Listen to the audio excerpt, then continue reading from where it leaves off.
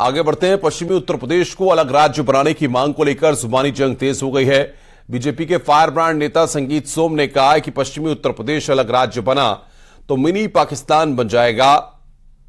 साथ ही बीजेपी नेता ने दावा किया कि इस राज्य में हिंदू अल्पसंख्यक हो जाएंगे। एक वर्ग की आबादी जिस हिसाब से बढ़ रही है उससे पश्चिम की डेमोक्रेसी बदल जाएगी। बीजेपी के फायर ब्रांड नेता संगीत सोम ने कहा कि पश्चिमी उत्तर प्रदेश को अलग राज्य बनाने की मांग जायज नहीं है। बीजेपी नेता ने कहा कि केंद्रीय मंत्री संजीव बालियान के बयान से सहमत नहीं हूं।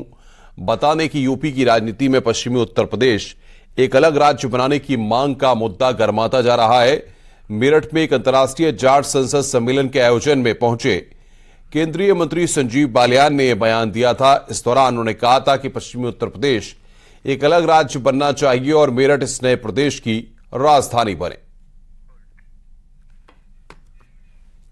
क्रांति धारा पर हूं। 1857 की क्रांति का आगाज इसी शहर से हुआ और भाई पश्चिम उत्तर प्रदेश की राजधानी भी है मेरठ। मैं तो उम्मीद है कि एक दिन पश्चिम उत्तर प्रदेश अलग बनेगा और मेरठ उसकी राजधानी होगा। मैं तो सपने को बहुत दिन से देख रहा हूं। इस बात को कहते हुए ज्यादातर लोग डरते हैं, चाहे वो किसी भी पार्टी का हो, पर मैं थोड़ा कम डरूं और ज्यादा बोल दूं। इसीलिए राज्य मंत्री हूं, मेरी साथ के बहुत ऊपर जा लिए, बहुत बड़े बड़े पदों जा लिए, लेकिन मैं जहां हूं मैं पूरी तरह से संतुष्ट हूं। अरे पश्चिमी उत्तर प्रदेश बनाने से पहले हमें सोचना तो चाहिए कि हम क्या बोल रहे हैं। पश्चिमी उत्तर प्रदेश बनने का मतलब है मिनी पाकिस्तान बनना। एक वर्ग की आबादी इतनी बढ़ती जा रही है कि आप सोच नहीं सकते। कितनी नगर पंचायत है, कितनी नगर पालिका में 70 से 80% है। आप यहां क्या ये चाहते हैं कि हिंदू माइनॉरिटी में रहे? हमारी बिल्कुल ये मांग नहीं है। हमारी मांग ये है कि अब जितने भी एनसीआर के हमारे जिले हैं या पश्चिम के जिले हैं, दिल्ली को वृहद प्रदेश बना के उसमें जोड़िए जाए। ना अलग हाई कोर्ट बनाने की जरूरत पड़ेगी, ना अलग विधानसभा बनाने की जरूरत पड़ेगी।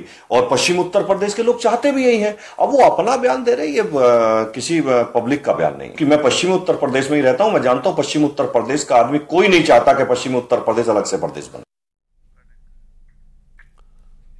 जाटों के बड़े नेता और बीजेपी के मंत्री संजीव बालियान ने वो मुद्दा उठा दिया जिससे जयंत चौधरी के साथ ही अखिलेश यादव की टेंशन बढ़ गई है, क्योंकि जिस हरित प्रदेश की मांग चौधरी चरण सिंह के बाद चौधरी अजीत सिंह कर चुके हैं, उसे जयंत चौधरी जब नहीं भुना पाए तो मुद्दा संजीव बालियान ने बनाया और लोकसभा चुनाव से ठीक पहले पश्चिमी उत्तर प्रदेश की मांग कर दी, जिस पर अब सियासी संग्राम छिड़ा हुआ है।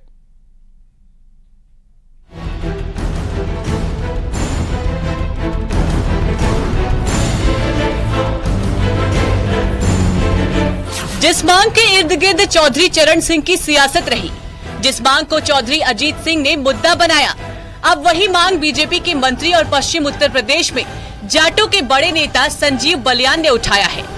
संजीव बालियान ने जाटों के सम्मेलन में कहा कि वो पश्चिम प्रदेश यानी कि पश्चिमांचल की मांग का समर्थन करते हैं और यूपी का पश्चिमी क्षेत्र राज्य बनता है तो उसकी राजधानी मेरठ होगी। क्रांति धारा पर हूं। 1857 की क्रांति का आगाज इसी शहर से हुआ और भाई पश्चिम उत्तर प्रदेश की राजधानी भी है मेरठ।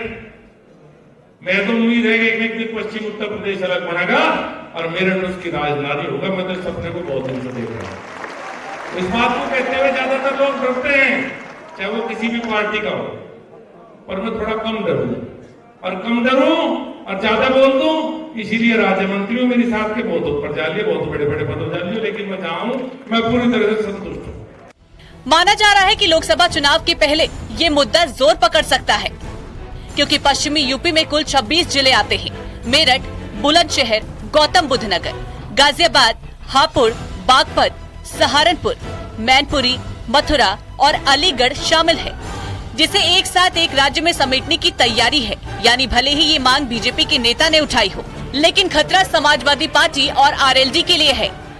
बालियान जी, आप कह रहे हैं पश्चिमी राज्य उत्तर प्रदेश के 2 हिस्से करके बनने चाहिए, या आप कहें किससे रहे? सापा से, कांग्रेस से, आरएलडी से? अरे सत्ता में तो आप हैं केंद्रीय मंत्री, 9.5 साल में बनाया क्यों नहीं?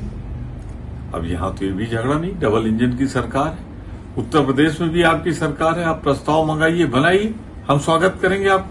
यहाँ के सांसद उस क्षेत्र की जनता को खुश करने के लिए किसी भी तरीके के बयान देने के लिए तैयार हैं, वो डरे हुए हैं।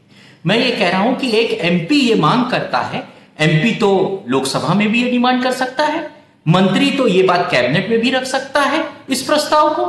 आप सार्वजनिक पटल पर इसको क्यों कहते हैं कि ये डिमांड करते हैं? मंत्री डिमांड नहीं करता, उसका तो अधिकार है कि वो कैबिनेट में इस बात को रखे और संसद में इस बात को रखे। लोकसभा चुनाव के ठीक पहले पश्चिमी यूपी का मुद्दा उछालना कोई छोटी बात नहीं है।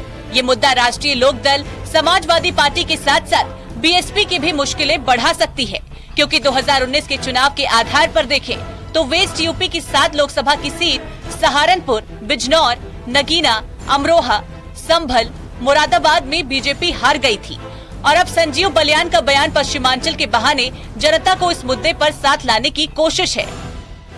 राष्ट्रीय लोकदल पिछले 25 वर्षों से लगातार उत्तर प्रदेश के पुनर्गठन के लिए, हरित प्रदेश बनाने के लिए संघर्ष कर रहा है।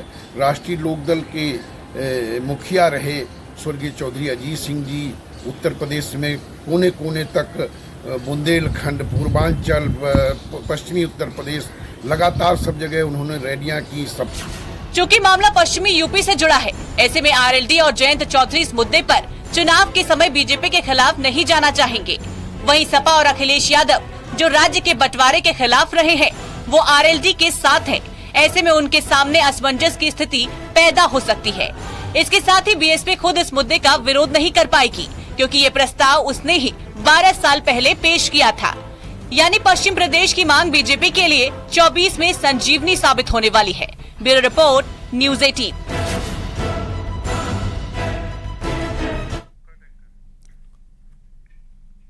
रुक रहे हैं यहां पर एक ब्रेक के लिए। खबरों का सिलसिला लगातार जारी है।